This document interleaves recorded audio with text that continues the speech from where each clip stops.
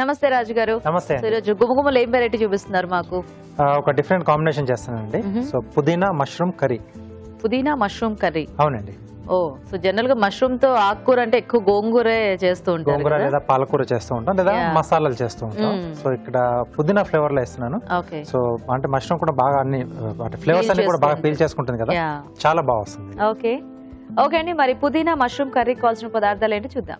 పుదీనా mushroom curry తయారు చేయడానికి కావాల్సిన పదార్థాలు: మష్రూమ్స్ 1/2 కిలో, పుదీనా పేస్ట్ 1/2 కప్పు, తరిగిన ఉల్లిపాయ 1, తరిగిన పచ్చిమిరపకాయలు 2, అల్లం వెల్లుల్లి పేస్ట్ 1 టీ స్పూన్, ఉప్పు తగినంత, కారం తగినంత, పసుపు చిటికెడు, తరిగిన టొమాటో 1, ధనియాల పొడి 1 టీ స్పూన్, కొత్తిమీర కొద్దిగా, నూనె 3 టేబుల్ స్పూన్లు. ఓకే, మరి పుదీనా మష్రూమ్ కర్రీ కావాల్సిన పదార్థాలన్నీ చూసారు కదా, ఇప్పుడు మనం ప్రాసెస్ చూద్దాం. రాజుగారు స్టార్ట్ చేద్దామా? ఓకేనండి. సో ఇక్కడ ముందుగా ఏంటంటే మనం సో పుదీనా పేస్ట్ లా చేసి పెట్టేసుకుంటే మిగతాది కొంచెం ఫాస్ట్ గానే అయిపోతుంది. ఓకే, సింపుల్ మెథడ్ లోనే చూస్తానండి. సో బేసిక్ ఇలాంటి ఫ్లేవర్స్ ఉన్న వాటికి మనం అంటే ఎక్కువ ప్రాసెస్ చేసినా మళ్ళీ ఆ టేస్ట్ అది పోతుంది కదా, అసలైన టేస్ట్ అనేది లేకుండా పోతుంది. సో సింపుల్ కాబట్టి ఇంగ్రీడియంట్స్ కూడా మరీ ఎక్కువగా వాడకుండా మనం లిమిట్ గానే వాడితే మనం ఈ ఫ్లేవర్ బాగా ఎంజాయ్ చేయగలుగుతాం. ఓకే, సో కొద్దిగా ఆయిల్ అండి,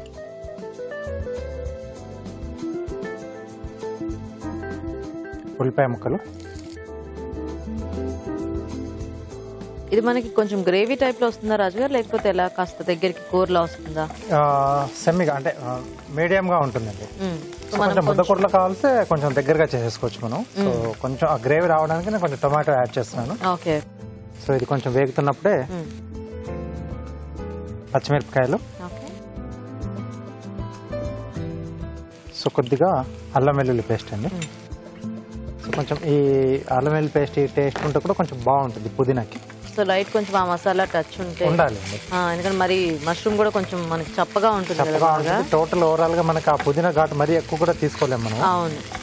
సో రైస్ ఐటమ్ అయితే కొంచెం పర్లేదు, తినేటప్పుడు కొంచెం మిగతా అంటే కాస్త మసాలా ఫ్లేవర్స్ అంటే గరం మసాలా పౌడర్స్ అలా వాడకపోయినా కొంచెం అల్లం వెల్లుల్లి వల్ల మనకి మంచి టేస్ట్ అనేది వస్తుంది. ప్రతి ఒక్క కర్రీ కూడా మంచి కాంబినేషన్ గా ఉంటుంది కదా. దీంట్లో సో పుదీనా పేస్ట్, సో ఇది పచ్చిది వేసుకుంటాం కాబట్టి కొంచెం మంచిగా వేయించుకుంటే కమ్మదనం అనేది యాడ్. ఎందుకంటే మనం బిర్యానీ లాంటి వాటిలో వేసుకున్నా ఆ ఎసర్లో అది మనకి ఉడికిపోతుంది కాబట్టి ఆ ఫ్లేవర్ అనేది బాగా వస్తుంది. ఇక్కడ కొంచెం అంటే ఇప్పుడు ఈ క్వాంటిటీ ఇక్కడ కొంచెం ఎక్కువ తీసుకోవాల్సి వస్తుంది కదా మనం పేస్ట్ లా చేసుకున్నప్పుడు, కాబట్టి కొంచెం బాగా వేగితేనే సరిపోతుంది. సో ఇది కొంచెం పచ్చివాసన పోయేంత వరకు మనం కొంచెం వేయించుకోవాలి. ఓకే రాజు గారు. ఓకే అని ఇక్కడ రాజు గారు పేస్ట్ వేయించుతుంటారు, ఈలోగా మనం చిట్కా చూద్దాం.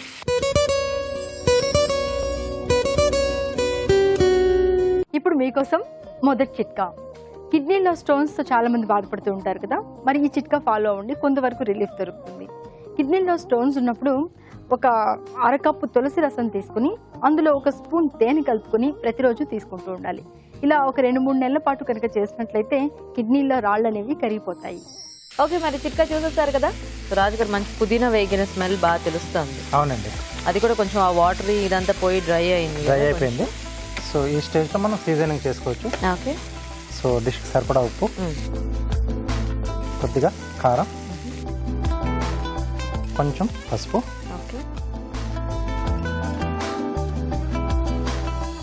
కొంచెం స్పైసీగా కావాలనుకుంటే పుదీనా పేస్ట్ చేసుకునేటప్పుడే కొంచెం పచ్చిమిరపకాయలు కూడా దాంట్లో యాడ్ చేసేసుకుంటే కొంచెం స్పైసీగా ఘాటుగా వస్తుంది. సో దీంట్లో మనం ముందుగా క్లీన్ చేసి పెట్టేసుకున్న మష్రూమ్స్ అండి.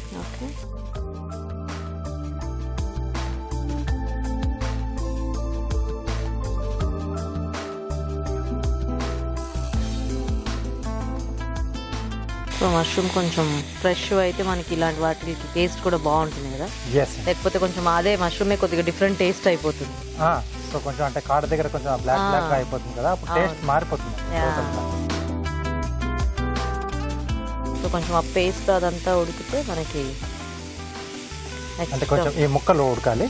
సో ఈ లోపు కొంచెం మష్రూమ్ వేస్తున్నప్పుడే టమాటా ముక్కలు కూడా యాడ్ చేసేద్దాం, 2 కలిపేసి ఆ పులుపు కూడా దీనికి పట్టేస్తుంది.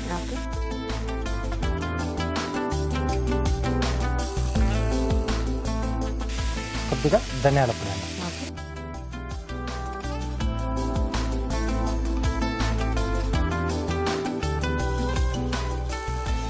కొంచెం వాటర్ ఏమైనా యాడ్ చేద్దాం.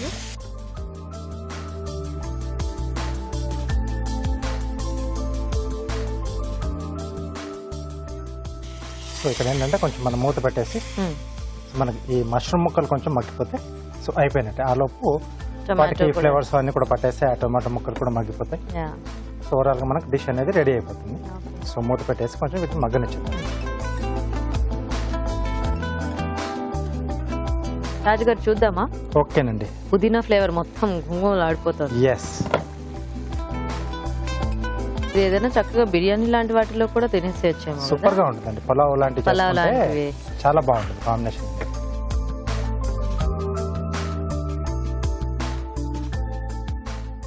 కొంచెం కొత్తిమీర వేసుకున్నాం. గ్రేవీ కూడా బాగా వచ్చింది. ఎస్.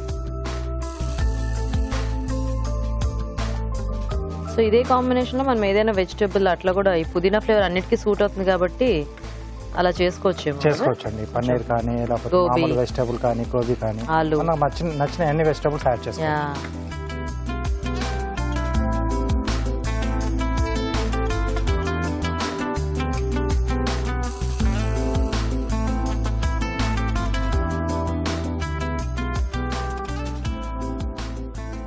కొద్దిగా కొత్తిమీర అండి. సో పుదీనా మష్రూమ్ కర్రీ రెడీ అండి. ఈ పుదీనా స్మెల్ వల్లే డిష్ అంతా కూడా చాలా యమ్మీగా ఉంటుంది. Yeah super. సో మరి చూసారు కదండి, పుదీనా మష్రూమ్ కర్రీ రెడీ. టేస్ట్ చూసే ముందు తయారీ విధానం ఇంకోసారి చూద్దాం. పుదీనా మష్రూమ్ కర్రీ తయారు చేసే విధానం: ఒక పాన్ లో నూనె వేసి ఉల్లిపాయ ముక్కలు, తరిగిన పచ్చిమిరపకాయలు, అల్లం వెల్లుల్లి పేస్ట్ వేసి వేయించాలి. దీనిలో పుదీనా పేస్ట్ వేసి వేగనివ్వాలి. తర్వాత ఉప్పు, కారం, పసుపు, మష్రూమ్స్ వేసి వేగనివ్వాలి. ఆ తర్వాత టొమాటోలు, ధనియాల పొడి వేసి ఉడకనివ్వాలి. ఆపై కొత్తిమీరతో గార్నిష్ చేసి సర్వ్ చేసుకుంటే పుదీనా మష్రూమ్ కర్రీ రెడీ.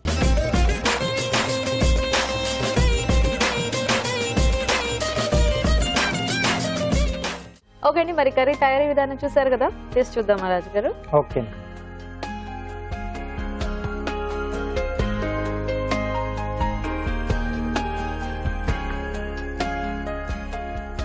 ఏదో మంచి నాన్ వెజ్ కర్రీ టైప్ లో వచ్చింది కదా. ఫ్లేవర్స్ అన్ని కూడా బాగా సరిపోయాయి. అంటే ఆ పులుపు, టమాటా పులుపు, పుదీనా గడ్డ మరి ఎక్కువ కాకుండా మరి తక్కువ కాకుండా సరిగ్గా సరిపోయింది అది.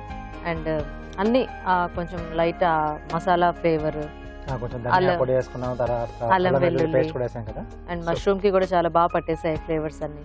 చాలా టేస్టీగా ఉంది రాజు గారు. మధ్య మధ్యలో కొంచెం ఆనియన్ అది క్రంచీగా తగులుతూ వెరీ టేస్టీ రాజు గారు. థ్యాంక్ యూ అండి.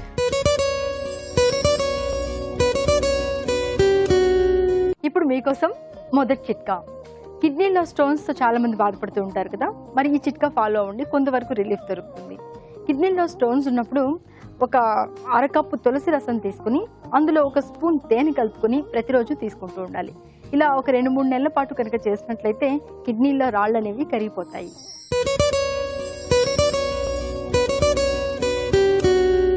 మొటిమలకు సంబంధించి మనం ఎన్నో చిట్కాలు చెప్పుకుంటూనే ఉన్నాము. ముఖ్యంగా యూత్ని ఎక్కువగా పీడించే సమస్య అంటే మొటిమలే.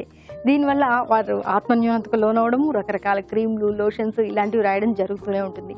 అయినప్పటికీ మొటిమలు తగ్గకుండా ఇంకా పెరుగుతూనే ఉంటాయి. మరి ఈ చిట్కా ఫాలో అవ్వండి, చాలా వరకు రిలీఫ్ దొరుకుతుంది. వారానికి ఒకసారి ముఖానికి బాగా ఆవిరి పట్టించి దాని తర్వాత యాస్ట్రింజెంట్ లోషన్ రాసుకుంటూ ఉండాలి. ఇలా ఒక 1 నెల రోజుల పాటు కనుక చేస్తూ ఉన్నట్లయితే మొటిమలు చాలా వరకు తగ్గిపోతాయి.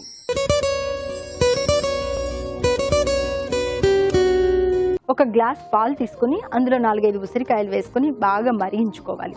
ఇలా మరిగించుకున్న తర్వాత అందులో ఉన్నటువంటి గింజలు తీసేసుకుని ఆ పేస్ట్ని బాగా రుబ్బేసుకుని తలకి, కుదుళ్ళకి బాగా పట్టించుకుని ఒక 1/2 అవర్ తర్వాత కనుక తలస్నానం చేస్తూ ఉన్నట్లయితే జుట్టు రాలడం తగ్గడమే కాకుండా జుట్టు పట్టుకుచ్చులాగా పెరుగుతుంది.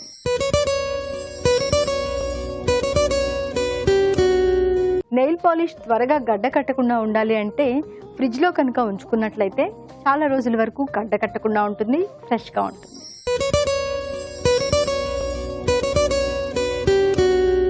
మనం మామూలుగా ఆర్టిఫిషియల్ జ్యువెలరీ వేసుకుంటూ ఉంటాం కదా, కాకపోతే కొంతమందికి ఇలా ఆర్టిఫిషియల్ జ్యువెలరీ వేసుకున్నప్పుడు ఇన్ఫెక్షన్ వచ్చేస్తూ ఉంటుంది, అంటే దురదలు వచ్చేస్తూ ఉంటుంది, ఎలర్జీలాగా అయిపోతూ ఉంటుంది. మరి తగ్గాలి అంటే జ్యువెలరీ ఏదైతే మనం వేసుకుంటామో, గాజులు కానివ్వండి, కమ్మలు కానివ్వండి, నెక్ కానివ్వండి, ఆ అడుగు భాగంలో లైట్ కలర్ నెయిల్ పాలిష్ అంటే నెయిల్ కలర్ నెయిల్ పాలిష్ దొరుకుతుంది కదా, దాన్ని కనుక అప్లై చేసుకుని వేసుకున్నట్లయితే ఇలా ఎలర్జీలు వచ్చే బాధే ఉండదు.